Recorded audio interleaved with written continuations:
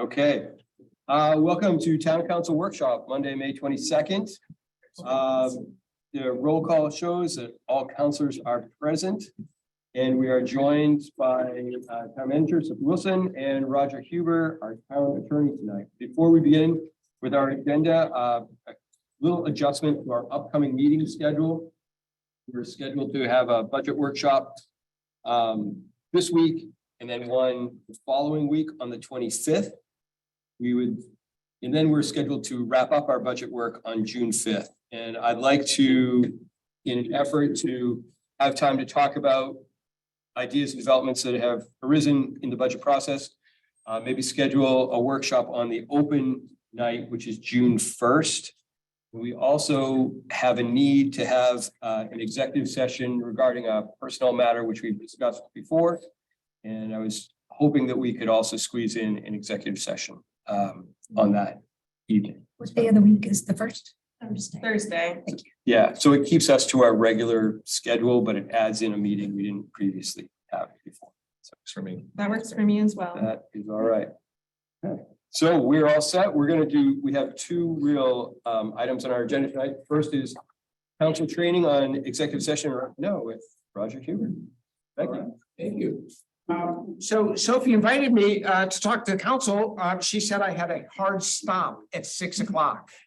So I will honor that because for the first time in 30 years of practice, I have a second hearing tonight, as it would be an executive session in another town. So I will get you out at 6 o'clock.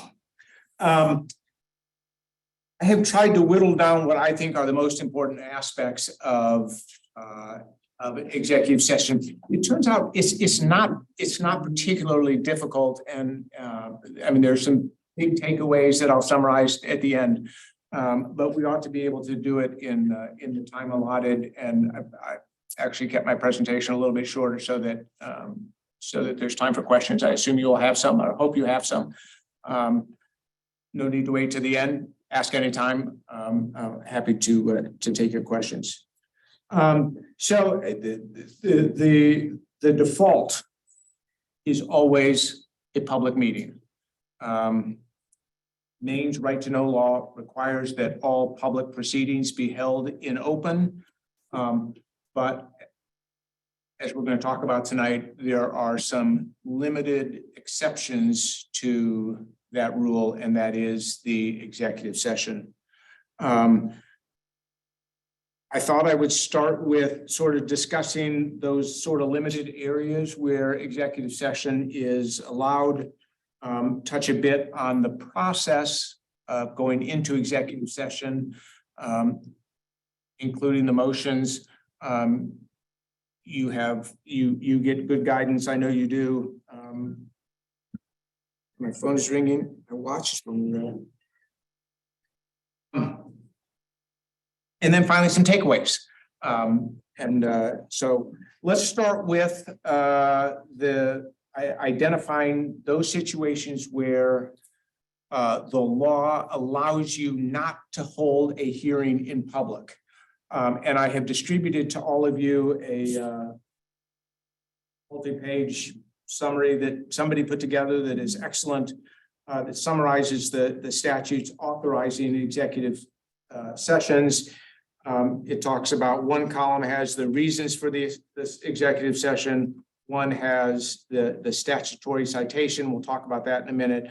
And then a little bit of an additional explanation for each of those categories. I counted these before you came in here. There were like 30 of them. That's misleading. There's not really 30. I summarize these. I add many of these together. I came up with 7 or 8 situations where executive session is appropriate, and hopefully most of you are already aware of these. The first one of the very big ones, is the acquisition, disposition, and use of property.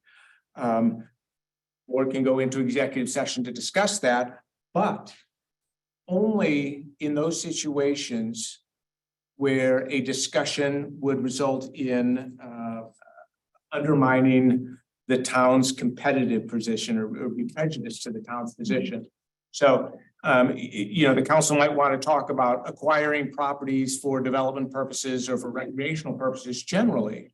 Well, that's acquisition of properties. But discussing that is sort of a policy issue and probably not appropriate for executive session. Now, when you get down, a little further down the line and you want to talk about how much you're going to pay for that property or the terms you're going to that you're willing to agree to, or the terms that you're willing to authorize your town manager to agree to, that is appropriate in most cases for executive session. Say that if you had public discussion about, for example, the fact that you needed a new public works garage, but there were several different parcels of land, you would not talk about specific parcels if that's going to give you a competitive disadvantage in. Absolutely. And when I say talk about parcels, I mean, I've sort of framed it as a policy. If you've narrowed it down to a handful and you're going to discuss the merits of each one, and discussing that in public would alert perhaps the owners to where you stand, then that's entirely appropriate to be in executive session. Roger, this is maybe a very basic question. Is the council, certainly the council has the town manager present as the staff official, but can we request the presence of other experts? Yes. To join us in executive? Yes. session? Yes. Though they are, and we'll talk about that, they are bound to the same rules in terms of participation in that executive session that everybody else is. They get no special status because they're not council members. Another big category, and I heard you allude to it, personnel matters.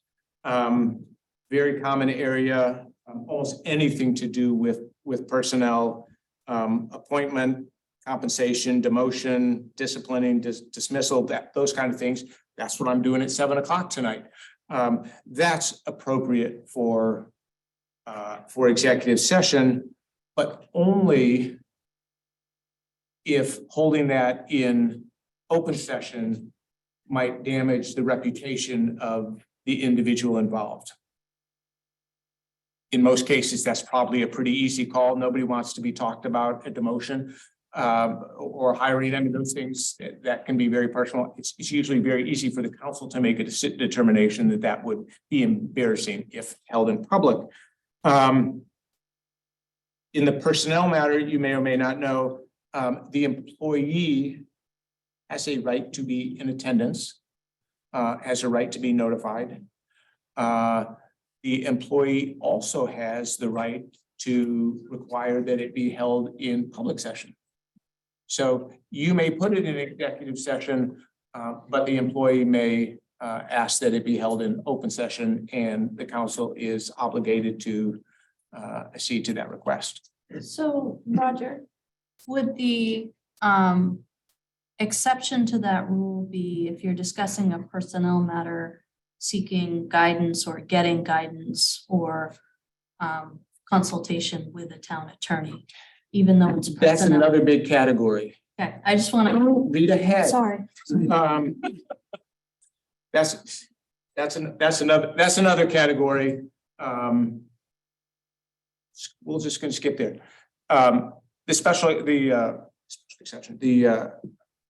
Another category. Sophia ruins my thunder is consultation with the town's attorney regarding rights and responsibilities and those things. That's entirely appropriate.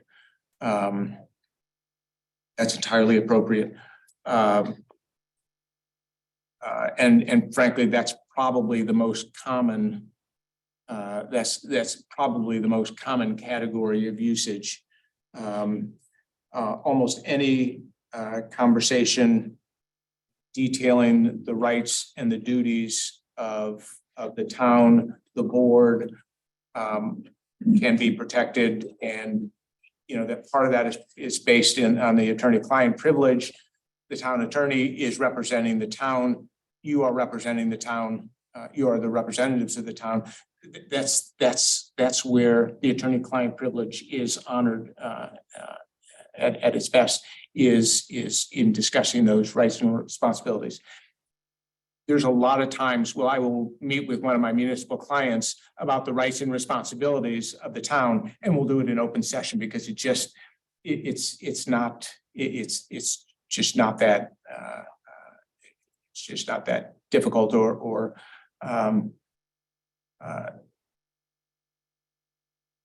and we'll talk about it in a bit, but Roger, I have a question. sure. Actually two.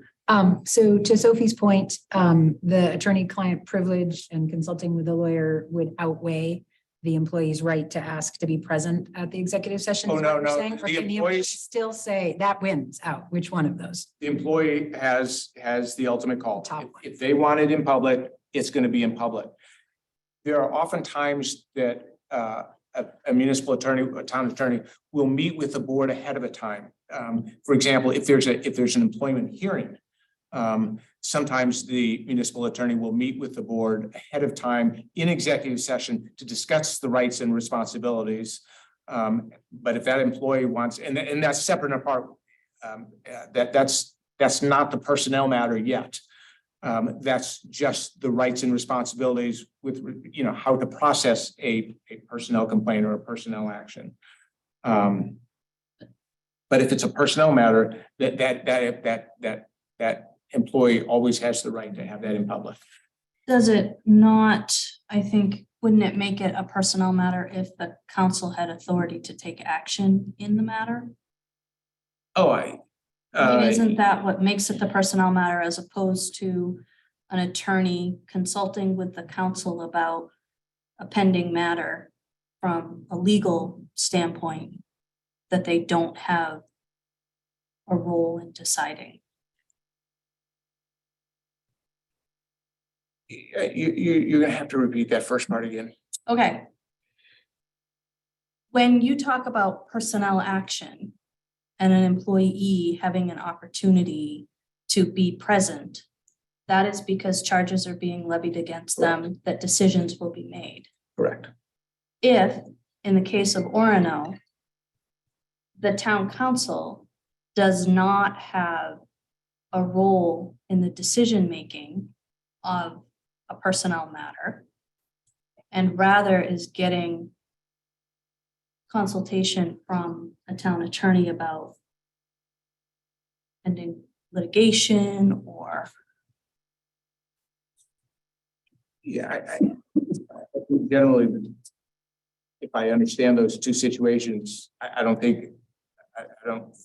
view that second one necessarily as the personnel matter. It's consultation. It's consultation With the town concerning attorney. rights and responsibilities, or it could also be threatened litigation. I mean, you may have taken action, or you may be threatening action with an employee, and you may get wind that there is some threatened litigation. And now the town wants to better understand with its attorney what's its rights and responsibilities, potential liabilities are with respect to that So this is why litigation. the Orono Town Council has not had hearings with a town attorney and an employee in the same place, because it's not a personnel matter at that point. It's consultation with the town attorney. Just trying to get what we experience here into the right bucket for you. Obviously, you guys know something that I don't. I mean, I mean, the circumstances I'm not aware of, but So is there any scenario where council would be involved in a personnel matter by our charter then, Sophie? Only if it was with me. Okay, oh, that's right. You're the employee manager, aren't you? I am. You are. that's what I was thinking. You're So right. I just, because I make them aware of things with the town attorney. Yeah. On occasion. And That's a good point, and I probably should have said this at the beginning. I represent 25 different municipalities. Every single one of them is just a little bit different. This is the best one, obviously, but it is this form of government is different from many of the other ones. But you're right, in this category, you would be. Yeah. You would be. so this is really not going to apply to us unless Yeah. there were a Yeah. problem going on with the town manager. That- Otherwise, that doesn't apply to us. That's great. I'm glad you raised I it. do have a second question, but Leo, you go first. I was gonna say, if there's any scenario where we're gonna be advised about some personnel matter that would be an executive session, does that person that it impacts have to be noticed that they're going to be discussed and given the option to attend the executive session or have it in public? Is that? Yeah, they'd have to be notified.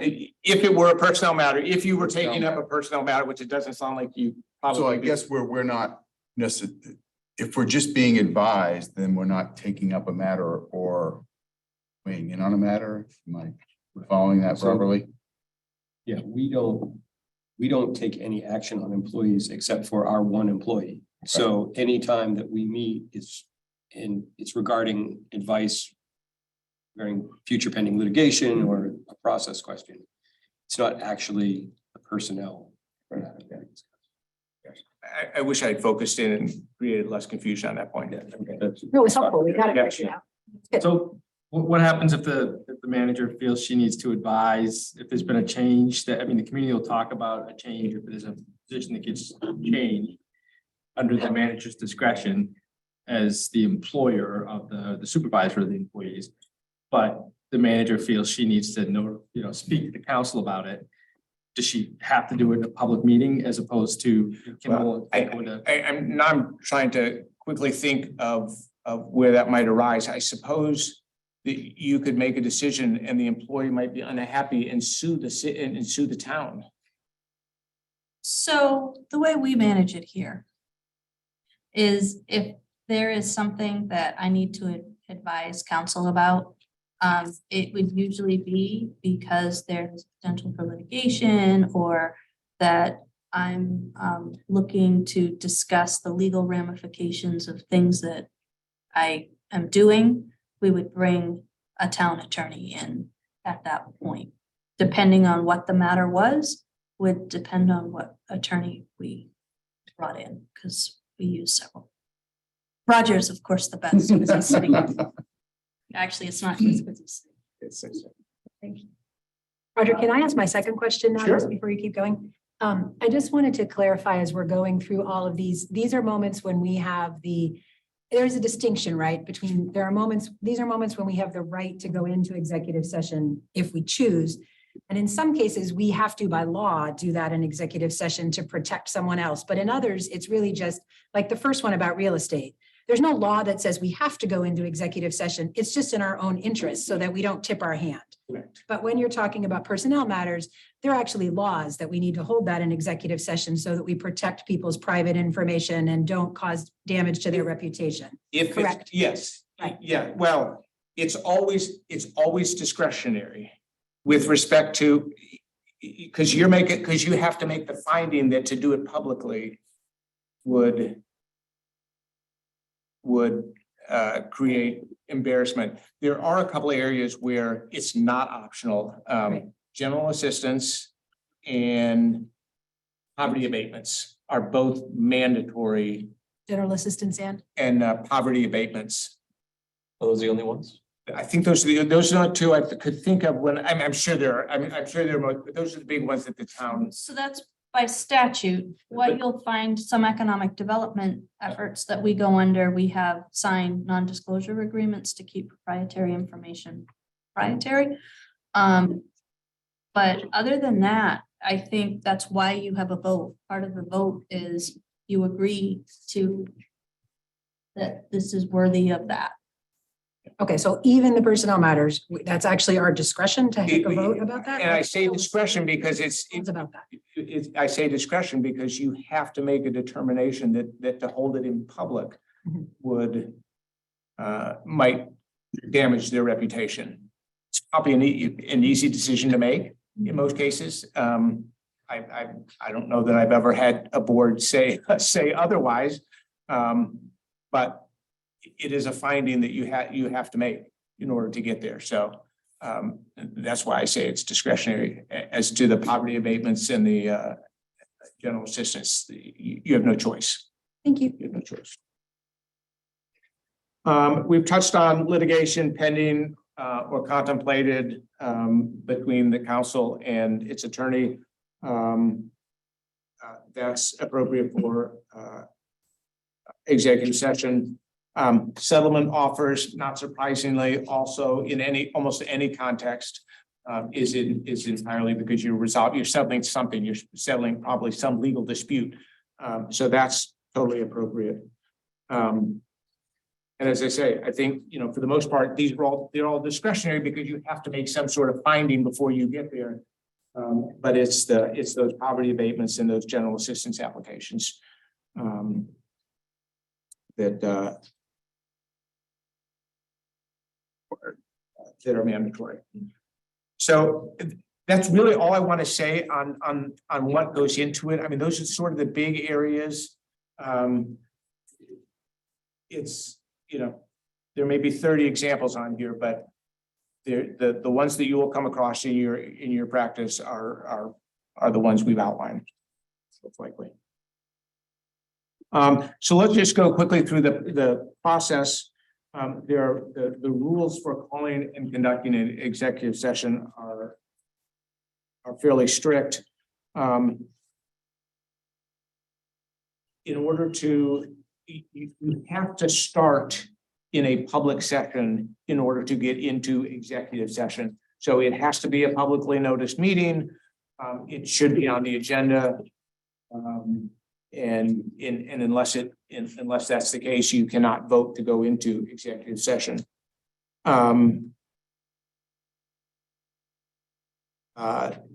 You have to, a motion has to be made to go into executive session. I note on the top of this sheet that I handed out there a couple of sample motions. What's particularly important there is that you need to reference the statute that you are relying on to go into executive session. And I will say crafting a motion to go into executive session is kind of an art because you don't want to undermine the reason that you're going in. If it were a personnel matter, you never name the personnel. You never name the person involved. If you're interested in buying a particular parcel of land and word getting out that you are interested in that particular parcel of land, probably shouldn't be included in the motion. So the sort of the rub is you want to give the community enough information to know why and what you are going to discuss in executive session, but not so much that it undermines the rationale for having gone in there. And as I say, the motion should be very simple, but it needs to check the boxes. The motion to go into executive session must be made in public. The motion must be approved by 3/5 of the town council present and voting.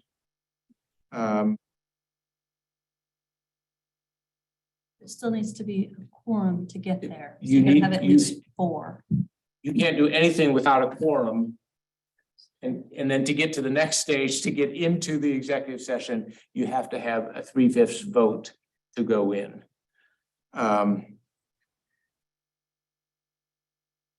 There are, as you can say, there's, as indicated, there were 30 separate reasons to go in. You only need to check one box. You don't need to check them all. You don't need to reference all the statutes, but the most specific one and the most the one that more clearly identifies what you're doing is sufficient, unless you think it's not going to be enough, or that there might be some challenge, and so you might want to identify 2 or 3 other bases, and that's totally appropriate. How does, Go ahead. sorry, how does a challenge represent itself? Like a member of the public stands up and says, I disagree, or? Yes, and challenges go to Superior Court. And the challenge, it's interesting. When somebody challenges an improper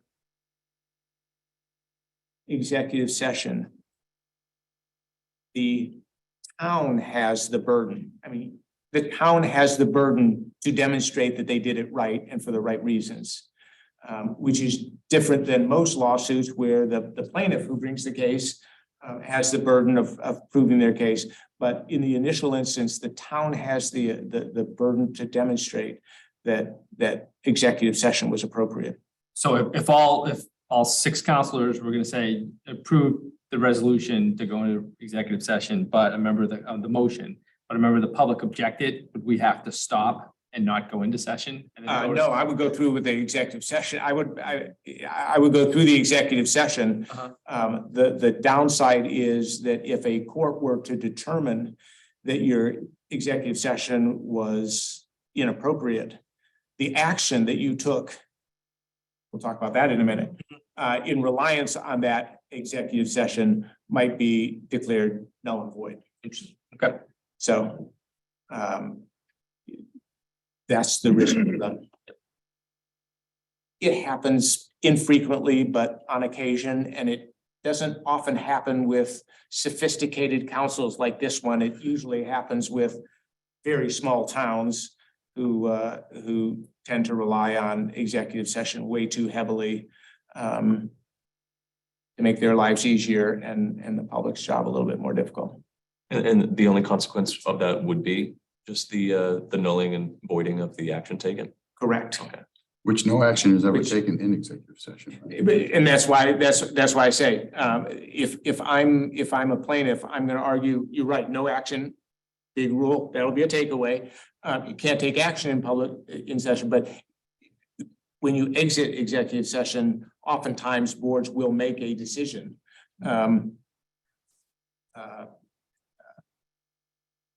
And that decision, which is based on the discussion that took place moments ago in executive session, is subject to challenge. That is subject to challenge. Okay, That's what a court is going to overturn. gotcha. Roger, if we call for move for an executive session, we cite the correct statute, but there's a number of reasons that can fall within 4056A, for example. And we go from an initial conversation that deals with the demotion of an employee, and then the conversation veers into, I don't know, assignment or reassignment of an employee. If we have only stated in our reason for the executive session that it is the demotion, can we not talk about reassignment, even though it's the same I'm statute? not going to fall for your trick. I know you guys don't talk about personnel matters. It's a good example for property. Yeah, no.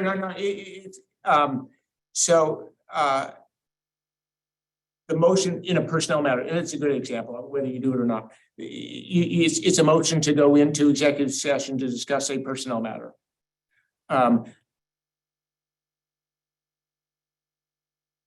The motion, I mean, there are all sorts of things that you could talk about. I don't think you need to specifically say to talk about demotion or to talk about this or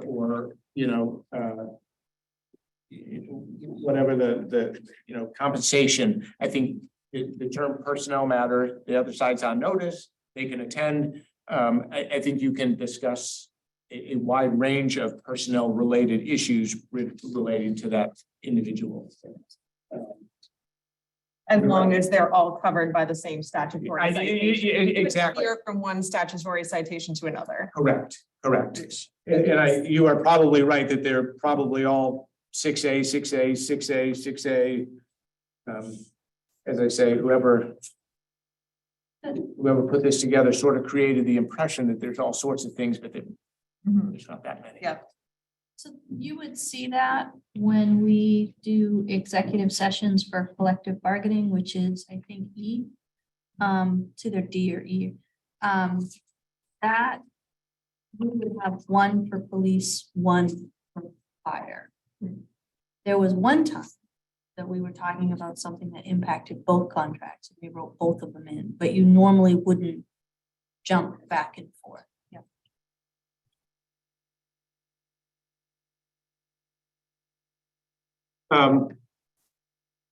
So that's the process. It's very simple. You have to be in an open session. You have to make a proper motion. It has to be voted on and approved by 3/5. And the public is then escorted out. and or the board moves somewhere else. And you conduct your executive session. And then you have to vote to exit executive session as well. We'll talk about the limits on that, but the big one is you can't make any decisions in executive session. It really is just for discussion purposes amongst the board. So let's talk about some of the limits. As we've alluded to, you go into executive session for a particular reason. That's all you can talk about. And it is one of the more difficult areas to police, because you're all together, public's gone, you're comfortable with one another, and the conversation drifts from one topic, and then hey, while we're all here, what do you guys think about this? And as a town attorney, certainly never happened here, but as a town attorney, I'm sometimes listening in in these executive sessions, and I can hear the conversation start to drift, and I have to awkwardly remind the board or the council or that's just not appropriate. And towns are always good with it; they just need the reminder. But the permitted deliberations are the only permitted deliberations are what you went in there for. No final action can be taken, only deliberation. If you want to approve an action based on the discussion after executive session, you can do so. But again, you have to exit. You always have to exit executive session, go back into public session, and then take that vote. What is sometimes awkward and I think difficult, sometimes for me and for the boards, is that sometimes that vote that you take and the discussion that ensues on that vote, you have to be careful not to disclose what was discussed in executive session, because what goes on in executive session really needs to stay in executive session. We'll talk about that in a bit.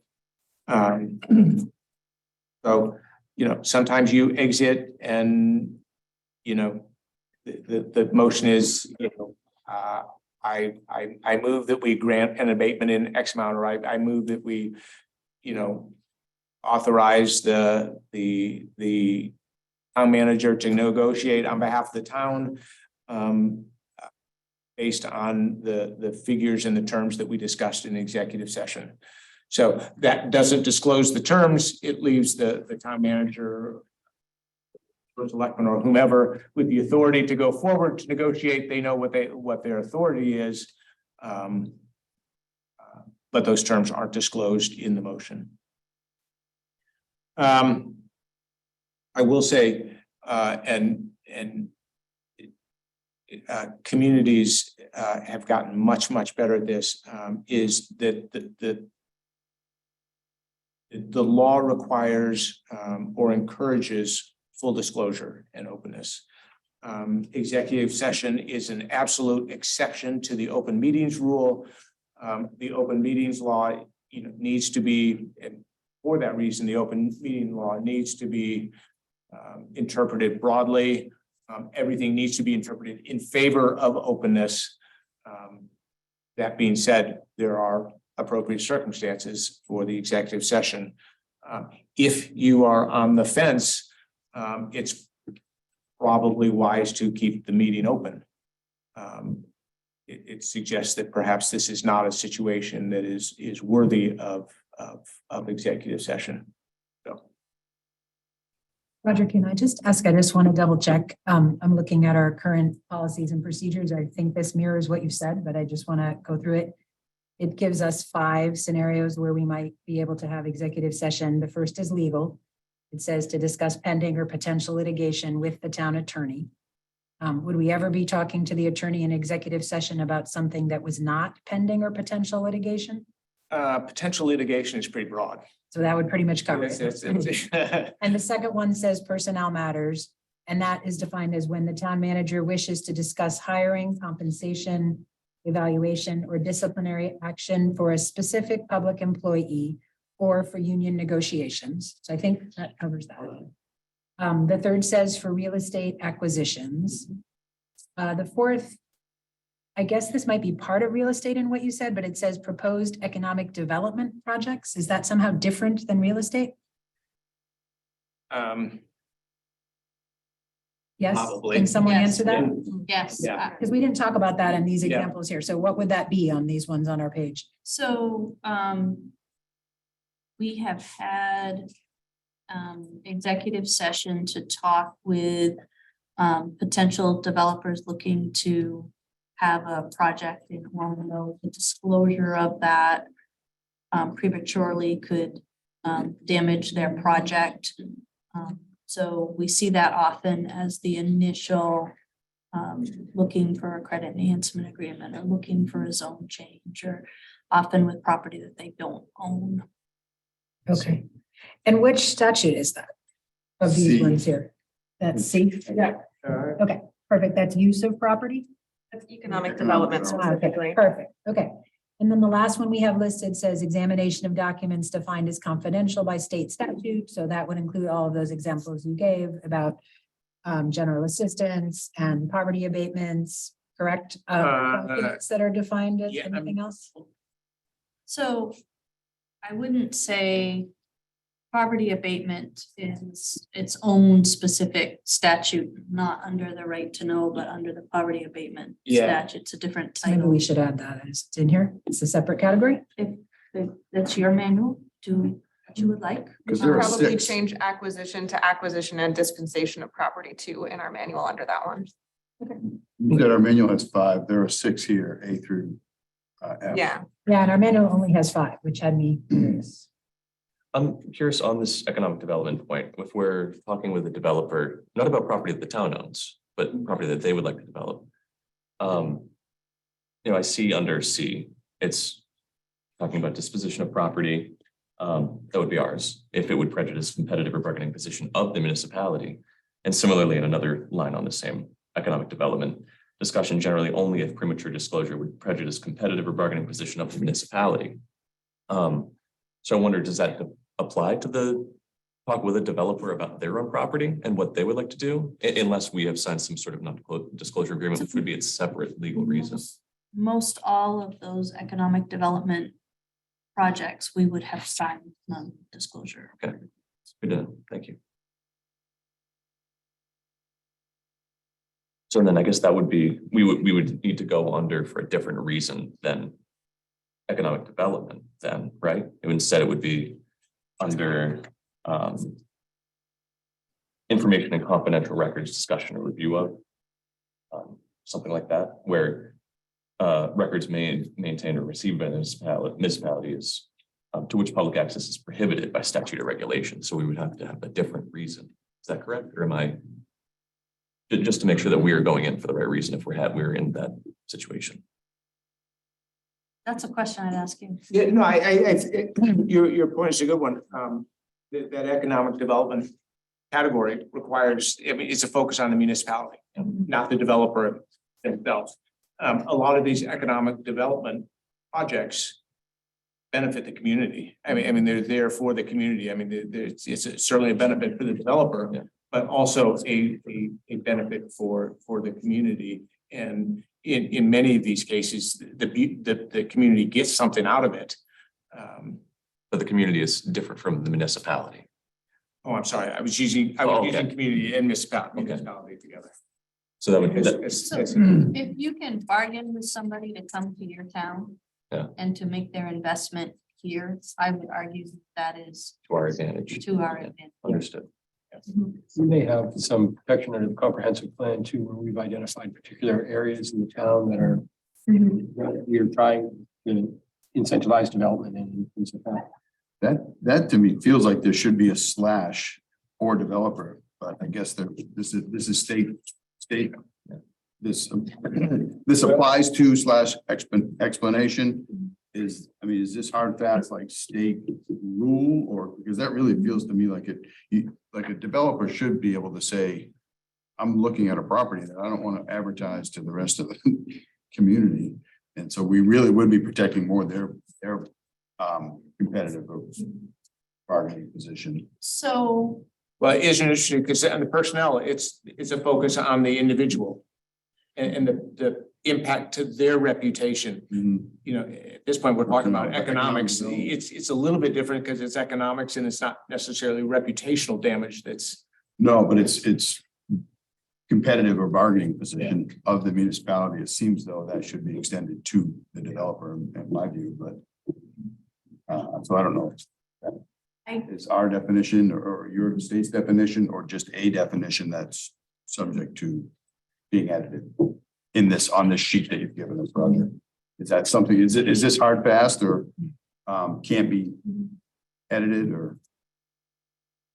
I think this is guidance from the state. This looks very. This is guidance from the state. This is what was on the state website. So Okay. it's sort of hard and fast, I think. Guidance. Right. Versus hard and fast. Well, I don't know if this wording is law. That I don't know. That's the question. the statutory citations are hard and fast. But Understood. as to the Understood. explanation. Explanation sounds a little. Yeah.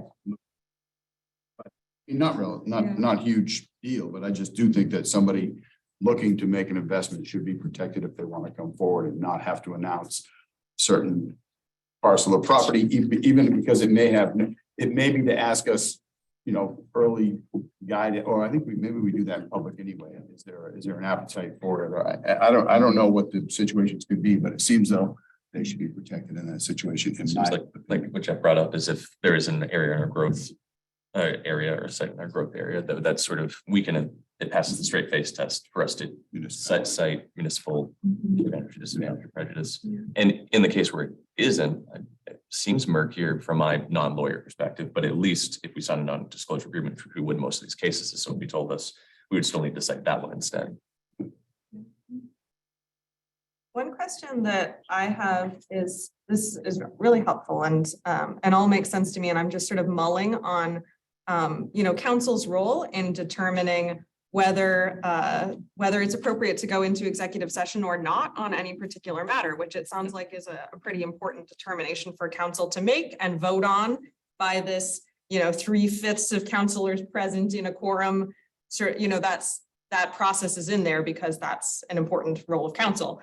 And so it feels important to me that council have a mechanism for learning enough about the issue in advance to be able to vote on it really effectively. And I'm just curious what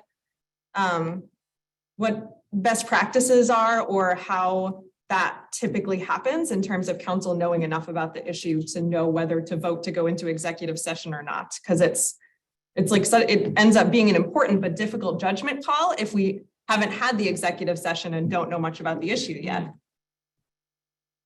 That's an interesting question, because most of things that come my way, for whatever reason, the board or the council always knows more than I do. And somebody is calling me and saying, this is the situation, is this appropriate? So that information is out there. Somebody wants us to buy a parcel of land. Personnel matter, any of those things, we think we're being sued. I mean, those things. So it could be a role for the policies and procedures manual to make sure that our own internal communication flow is sort of up to the job of making sure that we all have the tools to be doing this. To the best of our ability. Yeah. Can I just You may. jump in a little bit to say, the executive session gets scheduled at the permission of the council chair, Yes. right? That is, the chair is the one that approves the agenda. I get that this is a group that likes to have everything written down and the rules very, very clear. At some point, you're gonna have to trust your paid staff member that what they're putting through is appropriate for executive session. And the first thing we do when we get into an executive session is give a summary of why we're there. If at that point you don't want to be there, you can vote to leave executive session. The issue that you get when you bring, when, so right now, you have an executive session. All the material is delivered within the executive session because it can't be distributed outside of executive session. There was a time when we used to do confidential memos, which worked until it didn't, and when it didn't, it was a glorious disaster. So, you know, at some point in time, you're gonna have to say, you've got a paid staffer whose job it is to have a pretty good idea of what is appropriate or not appropriate for executive session, who then has to run that by the chair of the council to decide that it goes on an agenda. And then the first thing that you do when you get in is give a statement of why you're there, right? Yeah, and that makes sense. And I think there's a certain level of functionality to that, but it also still doesn't quite stack up with the way that this is outlaid as it being something that council should have thought about before getting there. You know, I think, anyway, I don't know if we need to solve it tonight. It's just a question that I had. I just wonder if that, it would seem that the chair would always be available to speak with. Yeah. If, when we see that there's an executive session, it's gonna be under 6A, B, C, D, E, or F. And so and it's probably gonna give a little description as to what it is. I think if there is concern, I think we could reach out to the chair and say, can we just get details beforehand? I assume we could, one-on-one. That makes sense. Check. Yeah. That seems like a reasonable. Check if there's a concern. I don't, just a thought. We have elected the chair to be, you know, a representative making some of these decisions. And he wants more Absolutely. work, right, Jeff? That's right. I think you will find in practice that you have the information that you need, and if you don't, you can ask it before you vote. And whoever has the information may say, it's just not appropriate to disclose at this point. Let's go into executive session. And as Sophie says, if you're in there, you realize what it's about and you say, then exit executive session. But it's not going to be a very satisfying answer, but I think you will find that as things move along, you have the information, you end up having the information that you need to make that initial determination. Roger, one other quick question on the A, B, C, D, E, F thing on here. I'm noticing, unless I'm missing something, that B is not listed at all. Is B the one that applies to the schools that has to do with student Maybe. information and examination scores? Am I correct? so. So it is Yeah, so fine. really we only have 5 because Okay. one only applies to schools. Ever heard of statute before? That may be true. Yeah, I don't have any student. Yeah, I know. I read the statute before and I just wanted to point out, we don't really have 6. We have 5. 6 exists, but one only applies to the schools. Yeah. Thank you. The only, and we've been discussing, excuse me, all my takeaways. So, but the one that we really haven't discussed, that just needs to be emphasized is, what goes on in executive session needs to stay in executive session. And it's a super hard obligation sometimes. It is just inappropriate to, share with your friends, your family, your colleagues, your constituents, what took place in executive session.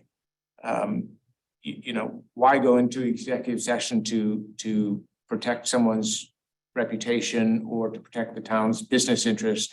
If it's just going to get out anyway, you might as well have just done it in public.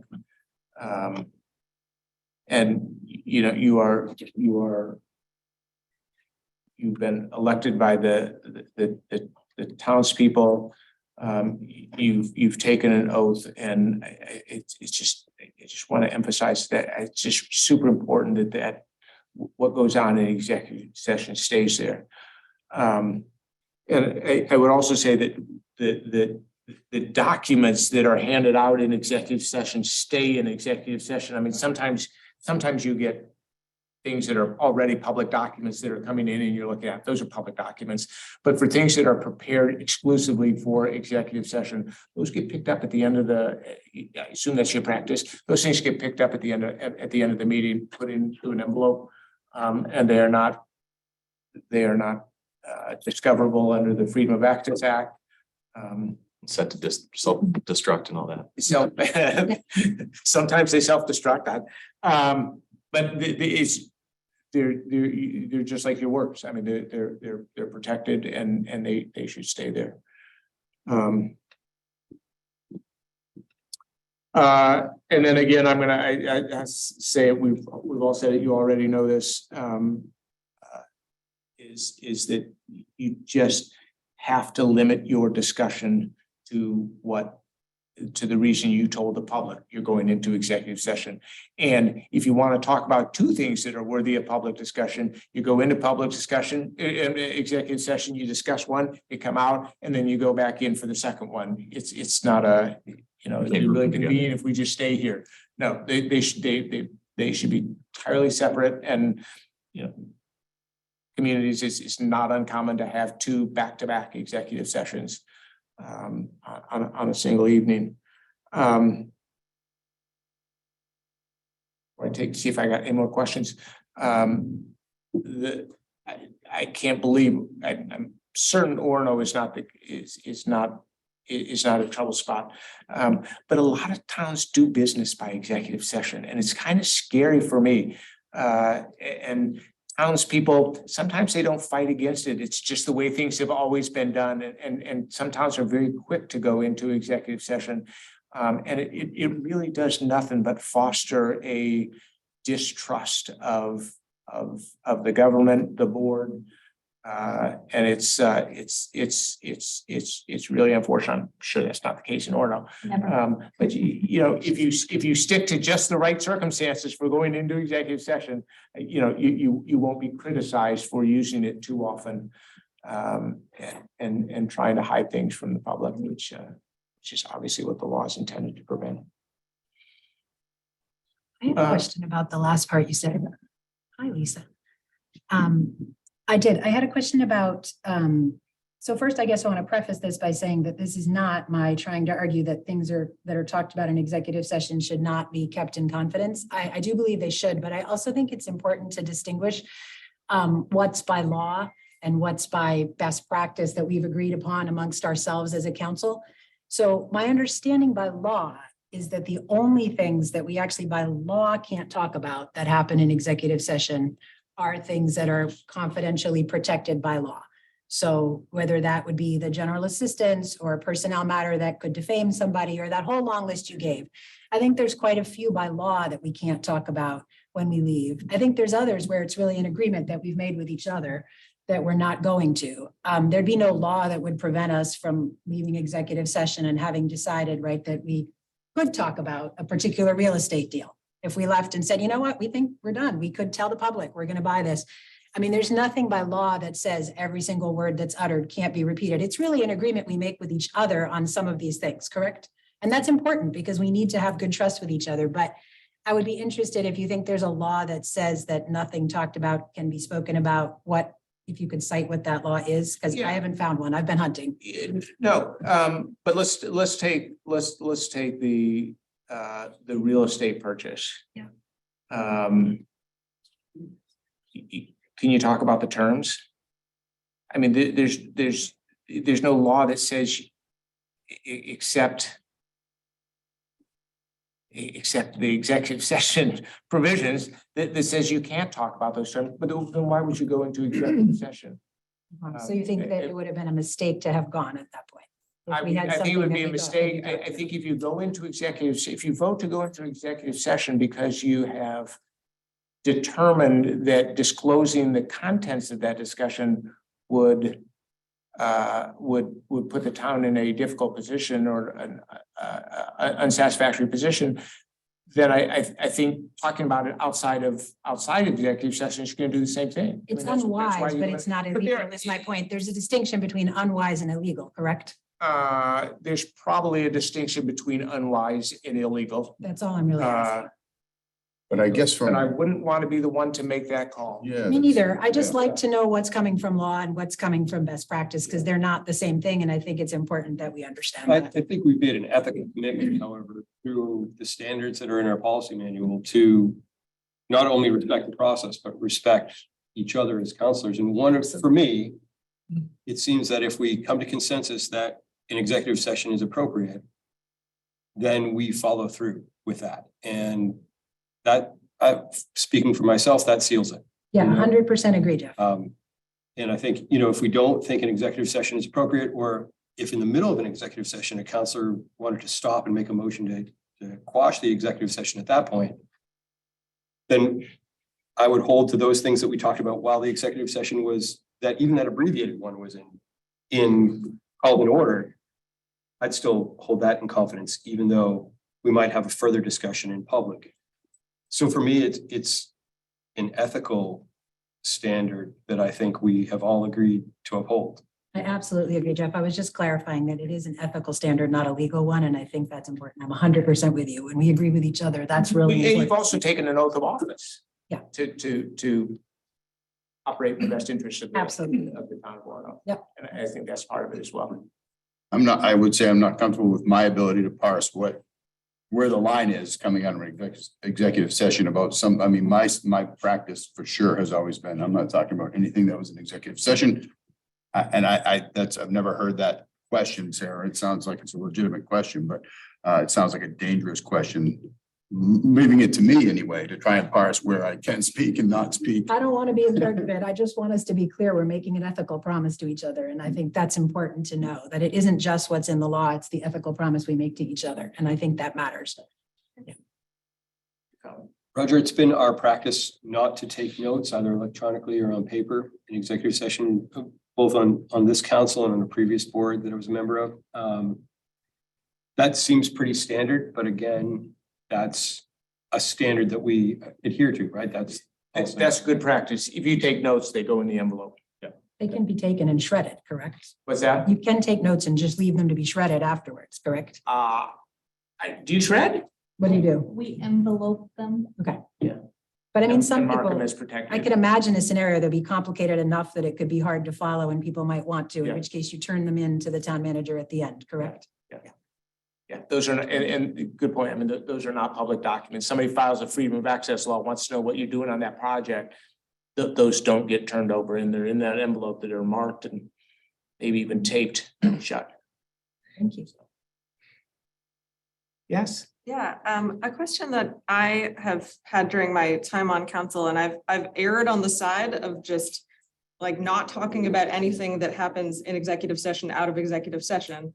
But is it permissible to speak with a fellow counselor after executive session? Oh, And absolutely. to, do it, fact check, am I remembering this correctly? Yeah, Or absolutely. did you hear the same thing I heard? Okay. Absolutely. So I haven't been doing that because I was under the impression that was not permissible. Oh, So I- I'm really happy to have that clarified. Oh, Thank no, you. no, I think, great question. I think you can talk with other people that were Okay. in that executive Just session. I mean, be it's not- mindful, obviously, like not to do it when there are other people who are overhearing. Right, because, right. again, Or three or more of you. Yeah, you don't want to have three of you. You Yeah. could talk with one other, Mhm. then you could turn around and talk with another one. Right, But you can't do it all together. right.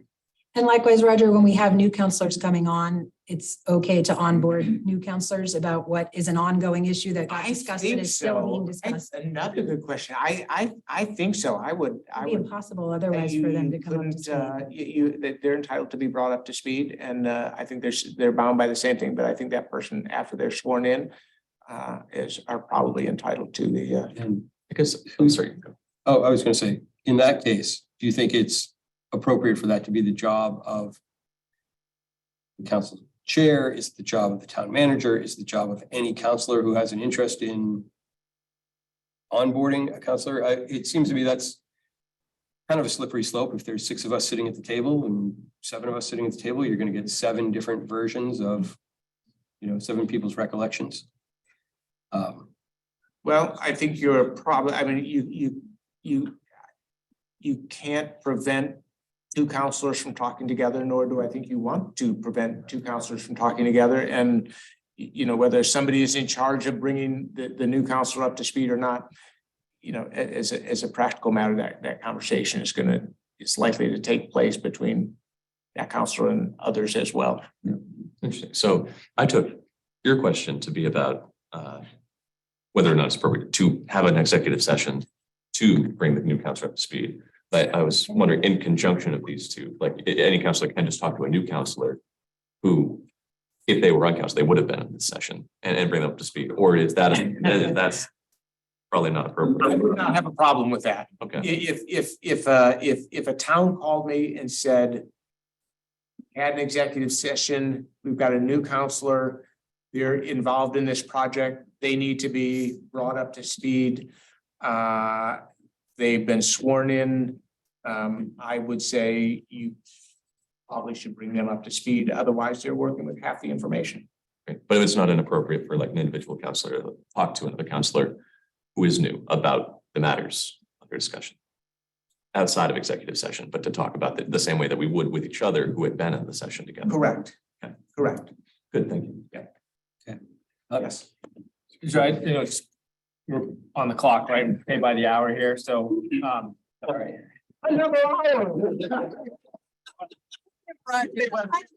Yeah. So, I don't even bill for training, Oh, so. Thank Oh, you. Your time. Yeah, we pay for it. So when, is there ever? Allow. Yeah, exactly. Is there ever inappropriate, like some of this privileged material seems like time sensitive. Is it ever appropriate or a good practice for a council to say, you know, we were briefed on this opportunity to buy this parcel and at some point bring that out as part of the public discussion, you know, when it's no longer, you know, the project's been done, or, you know, we're past the point where there was a critical competitive opportunity. Is that ever a practice that, I don't think it's a good practice ever to talk about it. okay, And that's probably what the law requires. okay, As a practical matter, who's going to challenge it? right, I mean, it's just. I don't know who's going to challenge it, but as a legal matter, I think Yeah. you're bound to it. And I think oftentimes the breadcrumbs are pretty heavily laid, you know, like you go into an executive session to discuss the acquisition of property for the public works garage. right, And then 6 weeks later, you are appropriating money and authorizing the town manager to enter Yeah. into a purchase and sale agreement at X price for Right. Y that's property. exactly what I'm talking, it's kind of that Yeah. process that people could follow along right from the earliest, but if it's, It's pretty, It becomes self-evident as to what happens, yeah. okay, or it's getting guidance that wouldn't be necessarily public anyway.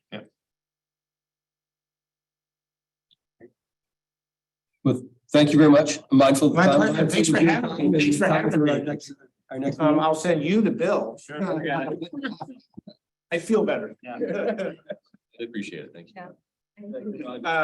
The overtime bill goes down. And you're gonna get, and I'm gonna move forward with the election stuff based on our previous conversation. Yes, Okay. yes. All right, now I'm going to a real executive session. It is not going to be nearly as pleasant. That's black. I will take it. Yeah. Glad we could be your Not sure easy, which category easy it stop fits this in yet. evening. I'll figure it out before I get there. You bring this. It's a personnel matter. Thank you, Roger. Thanks. Thanks for having me. So all. much. That was great, thank you. And welcome to your ascension up to the council. Thank you.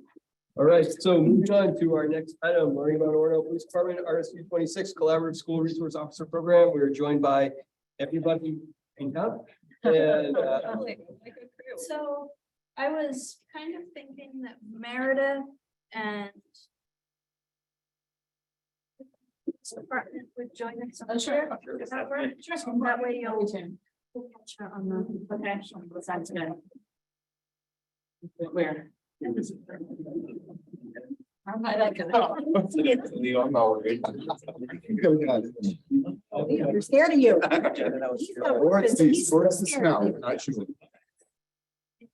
There's somebody else. so are we gonna, Sophia, are we starting off with a brief presentation about the program? So do you want me to just tell you real quickly why we're here? Sure. Love it. So during the pre-budget questionnaire and discussion process that we went through, there were some questions about the town of Orono's collaborative program with RSU 26 around the school resource officer position.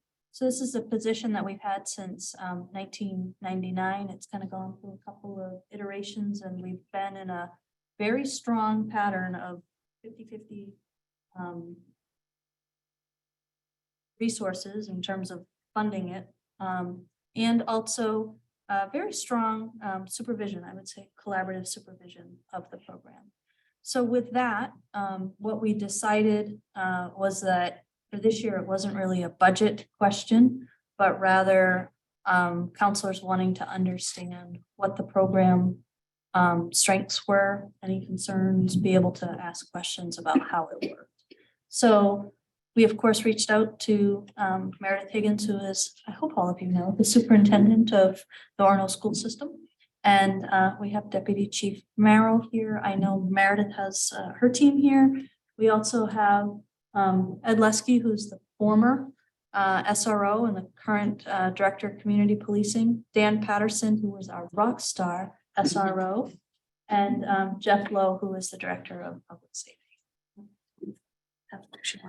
Yes, thank you for inviting us to be here tonight. I sent out a call to the team from our side of the house, and some of the people who work most closely with the SRO. We have all schools represented here today, and additionally our board chair, Brian McGill, who is here with us tonight. So in addition to Brian, Bill Cody is our Director of Facilities, works very closely with our SRO team. Sam Ranco is one of the co-principals at the high school. Lisa Earhart is the Asa Adams School Counselor. Carrie Wyman is the Asa Adams Principal. Peter Buners, the Orono Middle School Counselor. And Richard Glencross is the Middle School Principal. So with our framework, our principals and counselors and facilities directors, myself, are probably the folks who work most closely day in, day out with the SRO. And so wanted to just give you all some baseline information, put together a few slides, and then ask our team to just add any additional context to help with an understanding of what it looks like, what the partnership looks like, and how we work together. So Bill's been kind enough to put the slides on the slide deck here. Sophie mentioned the year the program started. I asked Chief Merrill about that, and I asked another person in the room who I go to when I need to know what happened before most people on staff were around. And I think you felt like it was 99. Tom said it was sometime when he was at the high school. So I think, it's in that vicinity.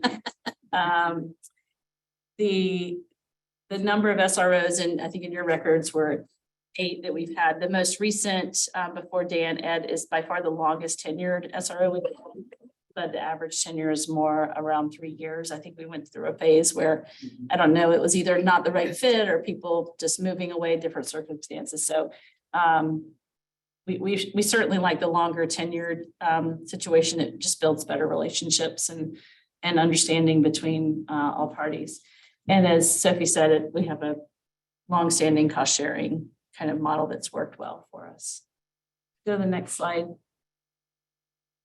The goals of the program, really, this is in our memorandum of understanding we have together. So this is information that's pulled from there that's really based on the national model, though, for SROs and schools. And some of the key phrases that I highlighted there, I think really communicate the core goals of the program in my mind anyway, and improving public safety, increasing public's interaction and satisfaction with policing services, reducing school violence and juvenile criminal offenses, developing rapport. And that one's big. That's going to be a theme through this, that rapport and relationships, implementing and expanding programs that benefit students, and providing for a safe environment. Those are kind of the core goals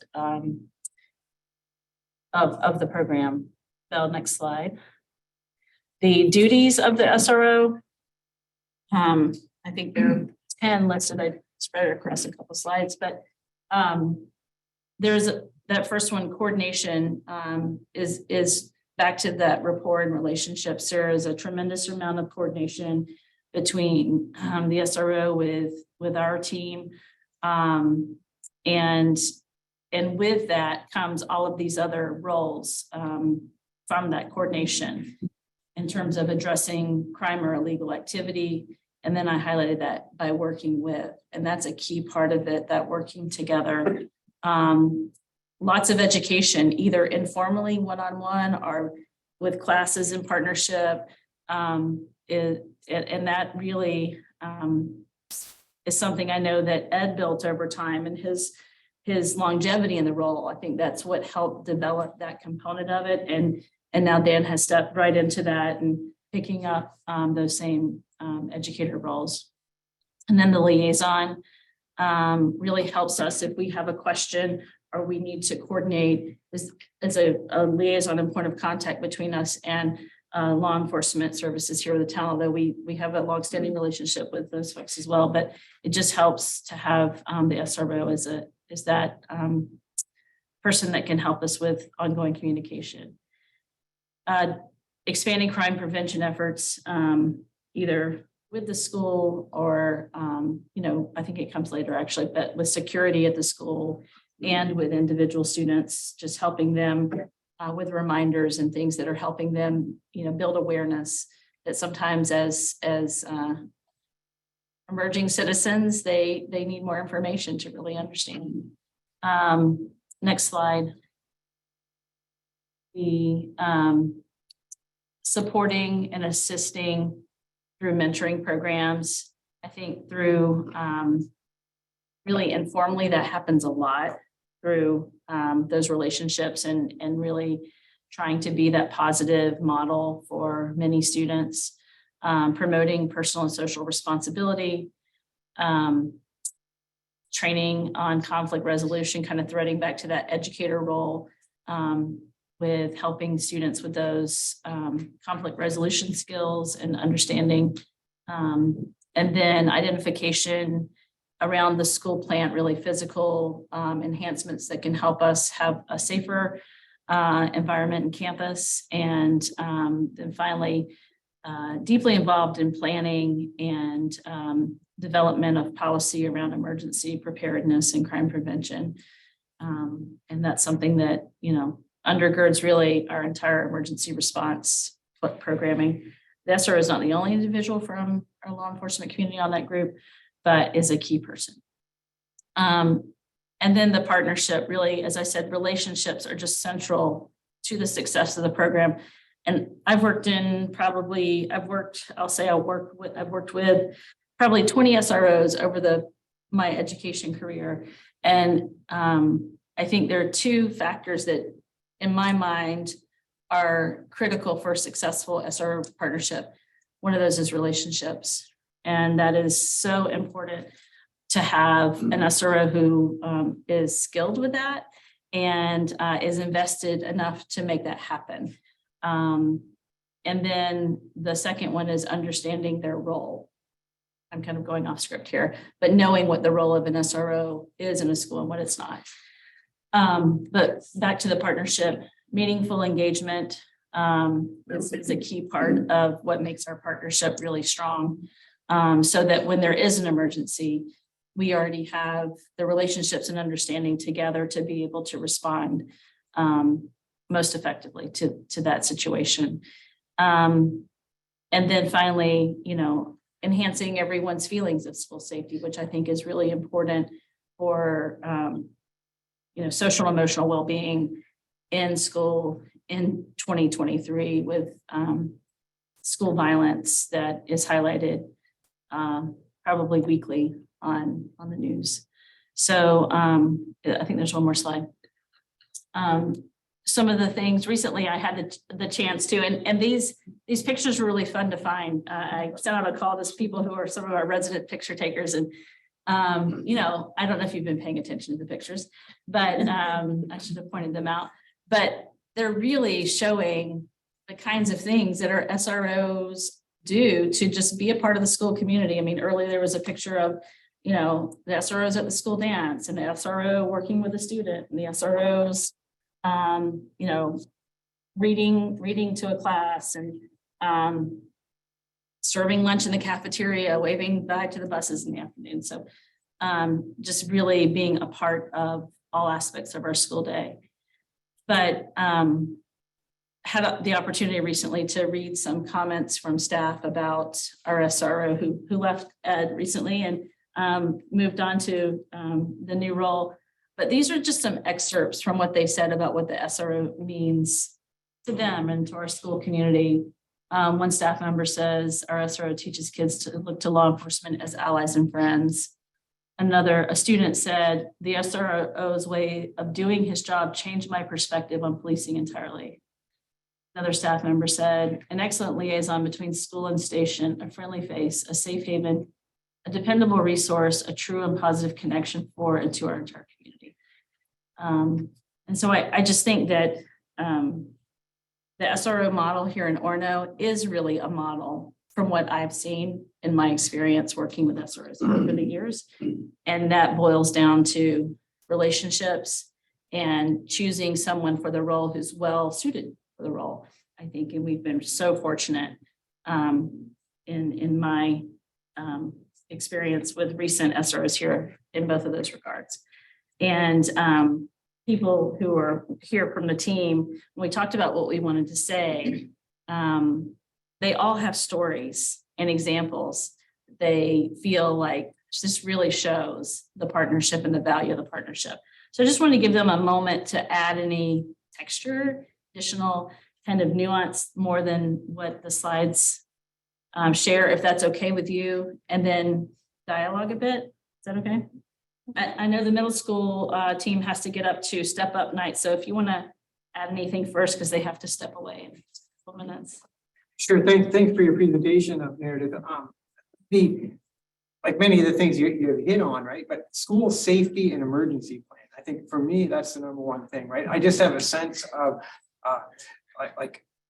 a better sense of safety when we have an SRO available. And I know it's just a walkie-talkie call away, and it's just so helpful in that regard. And I would say we're interacting on a daily basis, and as you know, we don't have emergencies every day, thankfully. But when we do have one, I think we're better prepared because of SRO. And on a day-to-day, I think Meredith said it well about relationships. Right? And Officer Letsky, when he was with us, was fantastic at building relationships with students. Mr. Patterson's off to a great start doing the same thing. And it's just as simple as hanging out in the hallway, he and I together, when it's class change time, like just talking with kids as they're going by. Kids aren't surprised to see a police officer walking around in uniform. That's just a normal part of the day for things. And when something happens, when a student gets escalated or difficult parent situation, it always gives me peace of mind to know that we have SRO available if needed. Sometimes we have to call on the SRO, and sometimes we don't. But I know they're there and ready to help out as needed. And the other big thing that I think the advantage, one big advantage, the way I see it, is that the SRO also provides another connection to the community, right? Within the school building, we're a little insulated about what's going on around town, but more often than not, our SROs might have some information about a family or something that's happening outside of school that we're not aware of. That just kind of brings all the pieces of the puzzle together and helps us better support students at school. Peter, anything you'd add to that? Yeah, I can piggyback. If I was one say, if I had a dime, if I had a nickel for every high five I saw Ed Lesky give in the last however many years, I'd be a rich man. That's the image. When I think that there's like a narrative sometimes in the greater world that's being portrayed about SROs and police in some ways. And I think we're counter to that. Like we're everything that police should be. We're everything that SROs should be. And I think, like, even before emergency stuff, like if something happens, which in my, I don't know how many years I've been here, I've never had a police officer have to come and throw cuff, like the stuff that you, no, but I've had so many interactions. And I really believe the safety piece comes from what everybody's been talking about as the community, is that we know each other, that we know the kids, we know the families, we talk to the town, there's interaction about, oh, what happened to the library? Everything, you know, we get all these pieces. That kind of building of that community, that's what keeps people safe. It's not, I think there's this image also of, you know, police swooping in once something bad happens. Maybe, but they're like front load. Preventing that is what they're really doing, right? And I think that, I do think it's crucial. I have zero reservations about having, and I'm thankful, so many times I'm thankful of having an SRO in our school. I think we're lucky to have that. And I break confidentiality, but there's so many stories in my past where Officer Lesky, and I'm sure Officer Patterson, when that happens, has been such a huge resource, not for me, but for the child that I'm trying to help. Invaluable. So huge support. Asa, would you add anything to that? Asa staff, Barry and Lisa? So I'll just add very quickly, because this is my first year at ASA and my first experience working in a school that has a school resource officer program. And for me, what is so incredibly valuable for this program is the fact that children can build those positive relationships with law enforcement. And it's not that their only interaction is in a time of an emergency or trauma, or where they see their parents being arrested, that they're actually able to see that the police officers are their allies, they are their friends, and they're there to help. So I'll let Mrs. Earhart, who has much experience. A dog age. Speak. Mr. Perry hired me a long time ago now. I did keep my promise. He said, what's your next move? I said, I want to be here forever. So I could probably take another hour sharing stories and experiences, but I echo what everyone has already said. I think sometimes people think, well, why do little kids, like at elementary school, why did they need this school resource officer? You know, not much happens. A lot of things happen in the elementary schools, you know, from custody disputes to kids that have multiple VHHS placements in different homes and have different experiences with law enforcement. They really help fill a gap that exists to help kids have more seamless transitions in so many instances. I'm not sure I could do my job as well as I can do my job without them as a resource. From the, hey, I can't tell you what happened, but if you could check on Johnny, they probably need some support. If I didn't know that, I couldn't do that. And then that student maybe doesn't get that support unless it's reactive, maybe from a behavior or whatnot. So, and I've worked with, I think, 6 of them over my time, and they've all been fabulous. I haven't had any trouble creating a relationship. They've all been committed. They've all been fully vested in the program and the goals of the program. And I would be really sad to think that anything might happen to this role.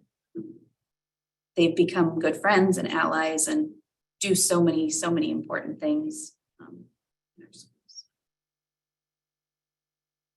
Sam, high school perspective? Yeah, so I've been here 9 years, not as long as Lisa, but I am forever grateful for them, because I feel like, as she was saying, as everyone's been saying, the relationship piece is key to working with high school students and some of their more difficult choices that they might make.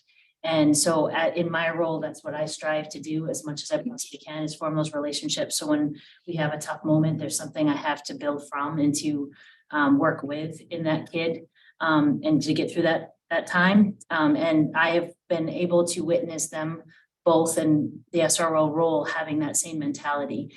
And not only with the students, but also with me and with anyone else who needs to work in those tough times. And I can't even find the words to express how much it means to know that you're not doing that on your own. And you've got someone that right there with you that cares just as much about the kids in the school as you do and has formed those relationships. And so like when things get a little crazy, I can look at either of the two of them and they just give me a look. I'm like, we got this, we're good. And we can keep working together. And so it's just been immeasurable. And I even today had someone say, you know, I guess our officers aren't so bad. And I'm like, no, they're really not, aren't they? And so I think it's just really trying to teach them as they go out into the adult world that what they see and hear isn't always true. And to be open-minded to the fact that they're people and they care. And their role is to help, just like mine is, even if sometimes I have to look like the bad guy in their life. And so I just am forever grateful for the opportunity. And I too it would be really hard to do my job in a confident, safe way without their support. It's miserable. No. Yeah, mine's more physical. And so when I've only been up here about a year and a half, I come up from Calais. I remember meeting Ed for the first time we came in. Both of them been a great interface between myself and the police department. A lot of times we'll find doors open. I know places where I came from. You'd never know about it. I know about it immediately. So it allows us to be able to jump on things.